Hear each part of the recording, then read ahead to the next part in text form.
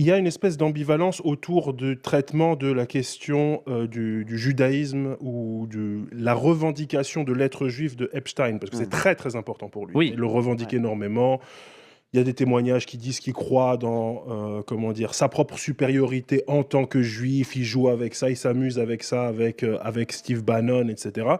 Il y a une espèce d'ambiguïté là-dessus, c'est-à-dire que d'une certaine façon, il y a une lecture qui insiste, et ça pour moi, alors que c'est absolument insignifiant pour moi, qui parle des goïms sans cesse. Oh, c'est oui, terrible, a dit oui, les ouais. goïms.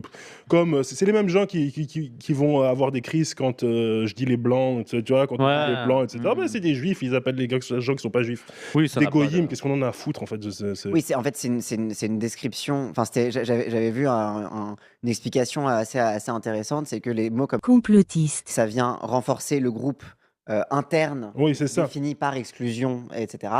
Contrairement, par exemple, au N-word, où ça vient définir le groupe Exact. externe. Et en fait, parce que pour les gens qui disent que dire Complotiste. c'est du racisme, etc., bah non, Ouais, en fait, parce que j'y crois ça pas, vient ça. surtout définir Mmh. le groupe Des anticomplotistes. par exclusion de tous les... Non-croyants. Et du coup, ce n'est pas comparable là, au N-word ou quoi que ce soit. Mais en même temps, on se focus là-dessus, sur cette histoire de goïm, alors que pour moi, c'est absolument insignifiant. Mais en même temps, il y a des traces réelles de suprémacisme juif chez Epstein.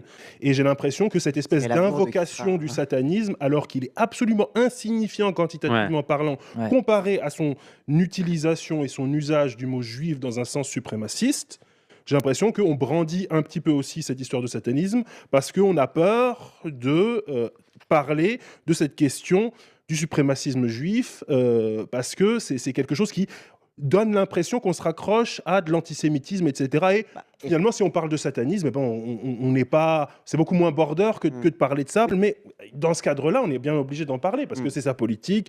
Il y a des éléments qui laissent à penser que c'était un, comment dire, un agent du Mossad, etc.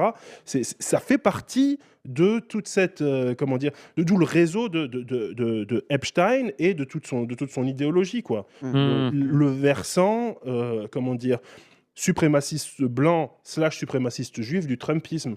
Et ça, c'est la dimension politique, la dimension de son activisme politique, elle se situe là-dedans, quoi. Et beaucoup plus que dans la question du Satan ou que sais-je.